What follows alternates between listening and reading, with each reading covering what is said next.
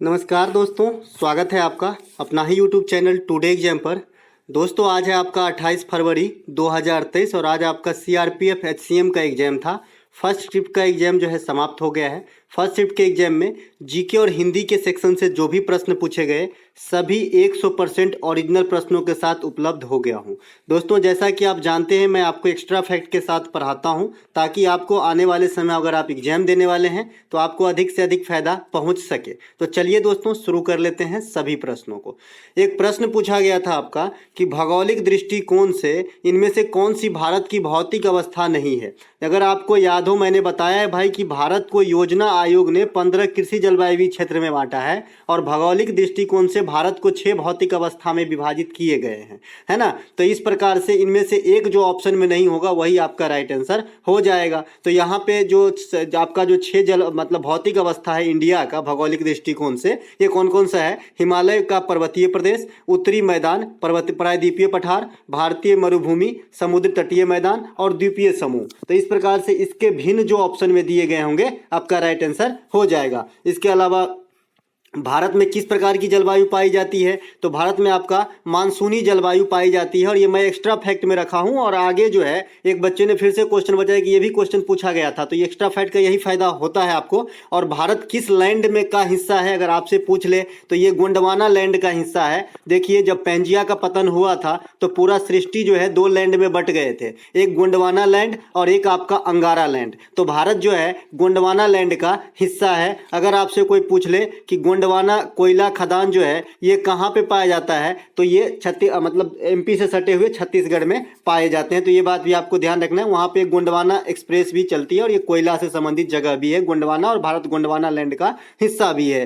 किस अधिकार को मौलिक अधिकार से हटा दिया गया है? इस प्रकार के प्रश्न पूछे गए हैं। सब दिन बताते हैं भाई मौलिक अधिकार पहले 7 हुआ करता था। कब? 1978 से पहले। लेकिन 1978 में एक 44वां संविधान संशोधन नाम का कृत्य होता है और इसके तहत संपत्ति के अधिकार को मौलिक अधिकार से विधिक अधिकार के रूप में आर्टिकल 301 में रखा जाता है। ठीक है, तो 44वां संविधान संशोधन 1978 के द्वारा हटाया गया था संपत्ति के अधिकार को। तब से लेकर आज तक 6 मौलिक अधिकार है जो भाग 3 में वर्णित है और आर्टिकल 12 से 35 तक के बीच में वर्णित है और ये यूएसए के संविधान से लिया गया है। देखिए वर्तमान में संपत्ति के अधिकार अगर कहां रखा गया, ये भी क्वेश्चन जीडी में आया हुआ है, तो अनुच्छेद 300 के ए में रखा गया है एज अ विधिक अधिकार या कानूनी अधिकार। अब संपत्ति के अधिकार विधिक अधिकार है। धर्मनिरपेक्ष, समाजवादी, अखंडता, ये शब्द जो है आपके 42वां संविधान संशोधन 1976 के द्वारा संविधान में जोड़ा गया था और 42वां संविधान संशोधन के द्वारा जो आपका मौलिक कर्तव्य जोड़ा गया था वह स्वर्ण सिंह समिति की अनुशंसा पे जोड़ा गया था। तो ये बात भी आपको ध्यान रखना है। 42वां संविधान संशोधन के द्वारा मौलिक कर्तव्य जोड़े गए थे, लेकिन कोई पूछे कितने प्रकार का, तो 10 प्रकार का। लेकिन वर्तमान में कितने हैं? 11 प्रकार का, क्योंकि 2002 में एक 86वां संविधान संशोधन नामक कृत्य होता है और शिक्षा वाला अधिकार को मौलिक कर्तव्य के रूप में जोड़ा जाता है। और शिक्षा से जो 6 से 14 वर्ष तक के बच्चों को निःशुल्क शिक्षा लेना मौलिक अधिकार भी है जो आर्टिकल 21 के ए में है। और मौलिक कर्तव्य जो है पेरेंट्स का जो कर्तव्य होगा कि शिक्षा दिलाना, इस प्रकार से मौलिक कर्तव्य एक और ऐड हो गए तो 11 हो गए। ठीक है, इसके अलावा वर्तमान में 6 मौलिक अधिकार है। बता दिए मौलिक अधिकार कहाँ रखा गया है, भाग 3 में कहाँ है आपका जो है। और मौलिक कर्तव्य कहाँ है भाई?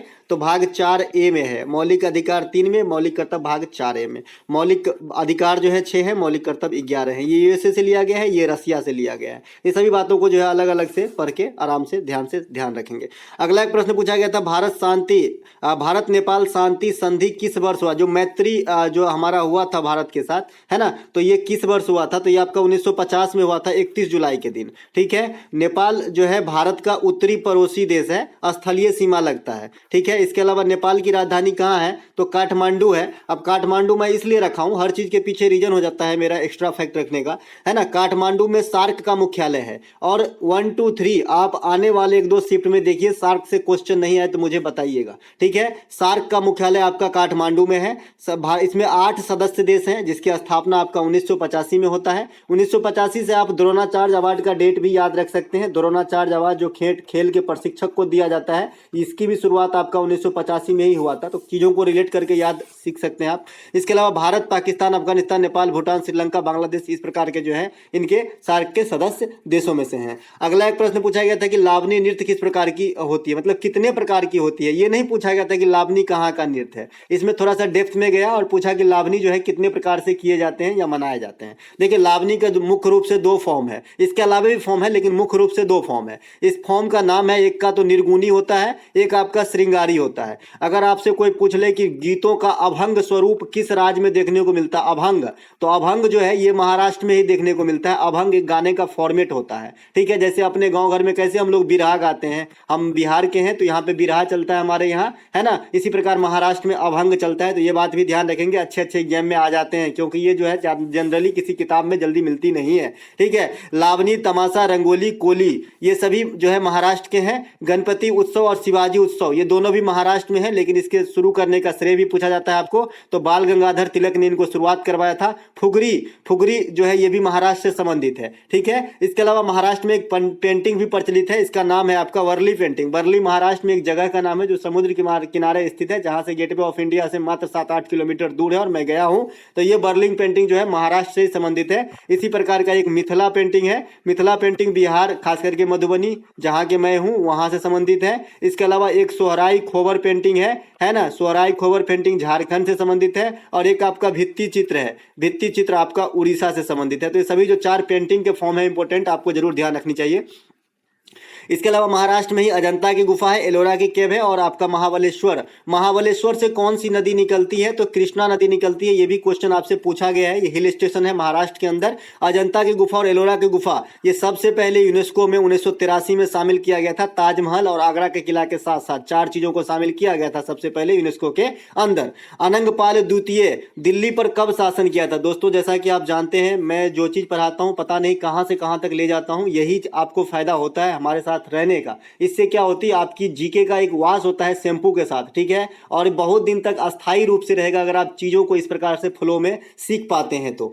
अनंगपाल द्वितीय जो है ये आपका 736 से 754 ईस्वी तक दिल्ली पर शासन किया था। इसे तोमर शासक भी कहा जाता है, बिकॉज ये तोमर शासक का ही एक पार्ट है। अनंगपाल द्वितीय इन्हीं के हिस्सा रहे हैं, है ना। इसके अलावा एक प्रश्न पूछा गया था कि अमजद अली खान निम्न में से किस वाद्य ग्रंथ से जुड़े हुए हैं। देखिए ये क्वेश्चन में मैं 100% गारंटी नहीं लूंगा कि यही पूछा गया था। ये भी पूछा गया था, एक बच्चे बताया कि भाई उसको कब अवार्ड मिला, अवार्ड से रिलेट करके पूछा गया था। तो अमजद अली खान अगर पूछा गया होगा तो सरोद से संबंधित हो जाएगा, सरोद, है ना। लेकिन अगर इसे पूछा गया होगा कि इसे पद्म विभूषण कब मिला था, पद्म विभूषण से सम्मानित व्यक्ति हैं ये, तो इनको 2001 में पद्म विभूषण मिला था, ठीक है, अमजद अली खान साहब को।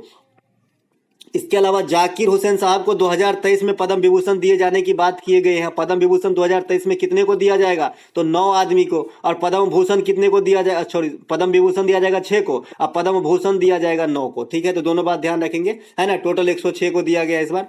जाकिर हुसैन तबला के वादक हैं, है ना। इसके अलावा बिस्मिल्लाह खां शहनाई के वादक है और 2001 में भारत रत्न जीत चुके हैं। पंडित रविशंकर सितार के वादक हैं, 1999 में भारत रत्न से सम्मानित किए जा चुके हैं। अगर आपसे कोई पूछ ले कि म्यूजिक के क्षेत्र में सबसे पहले भारत रत्न किसे दिया गया था, तो एम सुब्बा लक्ष्मी जो कर्नाटक संगीत की जो है आप कह सकते हैं कि सबसे मजे हुए गायिका थी, है ना। इनका तो आप देख सकते हैं अभी भी बहुत सारे सॉन्ग है यूट्यूब के ऊपर, बहुत अच्छा लगता है मुझे पर्सनली। तो ये जो है एम सुब्बा लक्ष्मी जो मैडम है, इनको मिला था आपको सबसे पहले भारत रत्न, है ना, संगीत के क्षेत्र में। हरिप्रसाद चौरसिया, पन्नालाल घोष ये दोनों ही बांसुरी प्ले करते थे, है ना। पंडित शिव कुमार शर्मा और भजन सुपारी ये संतूर प्ले करते हैं, है ना। इसके अलावा एक प्रश्न पूछा गया था आपका कि प्रधानमंत्री किसान कल्याण योजना, जो आपका प्रधानमंत्री किसान कल्याण योजना 2020 में कोरोना के टाइम में चलाया गया था, तो इसमें कितने समय के लिए वर्तमान समय में बढ़ाया गया है। इसमें ईस्वी दिया रहा होगा 2023, तब तो आपका आंसर मार्च 2023 होगा। अगर खाली इतना पूछा होगा कि प्रधानमंत्री किसान कल्याण योजना को पहली बार कितने समय के लिए बढ़ाया गया, तो 2020 से 2022 तक चलाए जाने की बात कही गई थी। तो बहरहाल दोनों में से कोई भी आंसर हो सकता है इसमें। अगर ये पूछा होगा कि वर्तमान में जनवरी फरवरी इस प्रकार से घोषणा हुई है कि भाई जनवरी में जो है प्रधानमंत्री किसान कल्याण योजना को कब तक बढ़ाए जाने की बात कही गई है, तो मार्च 2023 तक इसे चलाने की बात कही गई और पहली बार में 2 साल की बढ़ोतरी की गई थी। इसके अलावा एक प्रश्न पूछा गया था कि निम्नलिखित में से किस वंश के द्वारा दिल्ली पर प्रशासन नहीं किया गया। उसमें जो है आपका सल्तनत काल के 4 वंश, 3 वंश दिए गए थे और एक अन्य वंश दिए गए थे। ठीक है, तो दिल्ली सल्तनत पर जो है 5 वंश शासन करते हैं, गुलाम खिलजी, तुगलक, सैयद लोदी। सब दिन बताते हैं, इसे याद रखने का तरीका भी है, गुल खिला तुम सनम लो, है ना। इस प्रकार के इसके जो है तरीके हैं याद रखने के लिए, गुलाम खिलजी, तुगलक, सैयद लोदी। दिल्ली जो सल्तनत का कार्यकाल है 1206 से लेकर 1226 ईस्वी तक होती है और 1526 तक, और 1526 में जो है मुगल वंश की स्थापना होती है आपके बाबर के द्वारा पानीपत के प्रथम लड़ाई में विजय के उपरांत। गुलाम वंश के संस्थापक कौन थे? कुतुबुद्दीन ऐबक। कुतुबुद्दीन ऐबक को लाख बख्श कहा जाता है। इसके अलावा जलालुद्दीन खिलजी हो गया आपका खिलजी वंश के संस्थापक। इसके बाद गयासुद्दीन तुगलक, तुगलक वंश के संस्थापक। खिज्र खां, सैयद वंश के संस्थापक। बहलोल लोदी, लोदी वंश के संस्थापक। दिल्ली वंश का प्रथम शासक हुआ कुतुबुद्दीन ऐबक और अंतिम शासक हुए इब्राहिम लोदी, है ना। इसके बाद तो मुगल आ गया। सबसे अधिक दिन तक शासन किए तुगलक वंश, कुतुबुद्दीन ऐबक को कहा जाता है लाख बख्श, अलाउद्दीन खिलजी को कहा जाता है सिकंदर ए सानी, ये भी दिल्ली सल्तनत के काल से संबंधित जो है खिलजी वंश के शासक हुए थे। तुर्कान ए चिहलगानी दल का गठन किए थे इल्तुतमिश और बाजार नियंत्रण प्रणाली लगाए थे अलाउद्दीन खिलजी।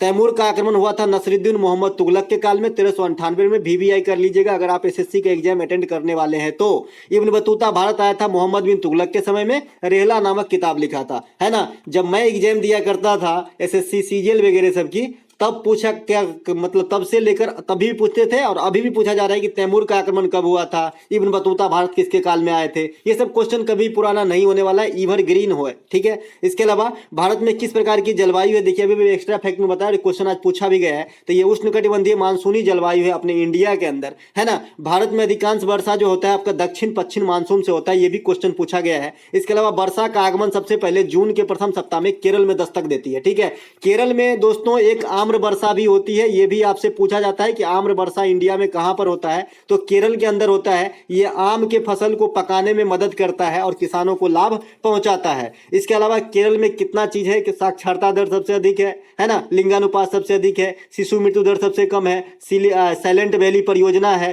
त्रिशूरपुरम त्योहार होता है, बीसू त्योहार होता है, मकर विलक्कू त्योहार होता है, मार्मोकले नृत्य होता है, कथकली नृत्य होता है, मोहिनी अट्टम नृत्य होता है। ये सब केरल की जो है विशेषताएं में से है। ठीक है, आपका जो सबसे पुराना मस्जिद है इंडिया में, चेरामन जुमा मस्जिद, वो भी केरल के अंदर स्थित है ना।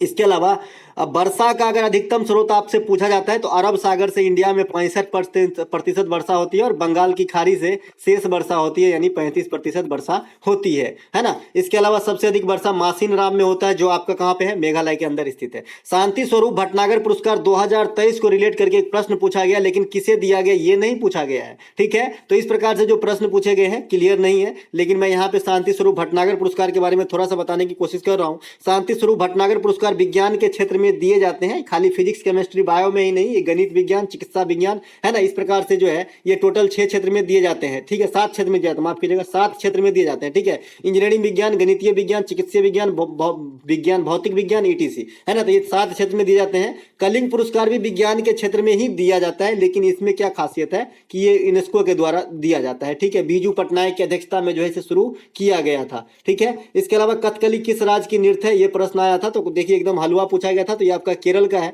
मोहिनी अट्टम आपका केरल का है, कथकली आपका केरल का है, कुचिपुड़ी आपका आंध्र प्रदेश का है, कथक आपका उत्तर भारत का है, ओडिसी आपका उड़ीसा का है, मणिपुर आपका मणिपुर का है, सतरिया आपका असम का है, भरतनाट्यम आपका तमिलनाडु का है। ये वही 8 मोती है जिसे शास्त्रीय नृत्य, क्लासिकल डांस कहते हैं इंडिया के अंदर। ठीक है, सबसे नवीन शास्त्रीय नृत्य जो है ये सतरिया है और सबसे पुराना शास्त्रीय नृत्य आपका भरतनाट्यम को माना जाता है। भरतनाट्यम को अग्नि नृत्य भी कहा जाता है। ठीक है, तो ये बात भी आप ध्यान रखेंगे, अग्नि नृत्य कहा जाता है भरतनाट्यम को, और ये भरत मुनि के नाट्य शास्त्र से प्रेरित है, तो ये बात भी ध्यान रखेंगे। साथ ही साथ जो अग्नि नृत्य एक लोक नृत्य भी है जो आपके राजस्थान में होती है, तो दोनों बात साथ ही साथ ध्यान रखें। संसदीय प्रकार के सरकार में शक्ति किसके पास होती है, अब इसके ऑप्शन तो नहीं मिल पाए हैं, लेकिन जैसा मेरे हिसाब से तो संसदीय प्रकार के सरकार में जैसे इंडिया में है ना, तो शक्ति जो है जनता के पास होते हैं। यथा अगर आप संविधान पढ़ते हैं तो हम भारत के लोग, है ना, यहीं से स्टार्ट होते हैं, यानी जो है शक्तियां जो है जनता के हाथ में ही होती है ना। आप लोग बताइएगा कि इसमें क्या क्या ऑप्शन दिया गया था। तो दोस्तों ये थे आज के फर्स्ट शिफ्ट में आए सभी प्रश्नों का एक जोरदार एनालिसिस। अगर आपको अच्छा लगता हो तो लाइक कर लेंगे, अपने दोस्तों में शेयर करेंगे, हो सके तो चैनल को सब्सक्राइब करके हमें सपोर्ट करेंगे, ताकि हम आपके लिए अच्छे से अच्छे कंटेंट लाते रहे एग्जाम ओरिएंटेड। चलिए मिलेंगे एक नए वीडियो में, तब तक के लिए जय हिंद।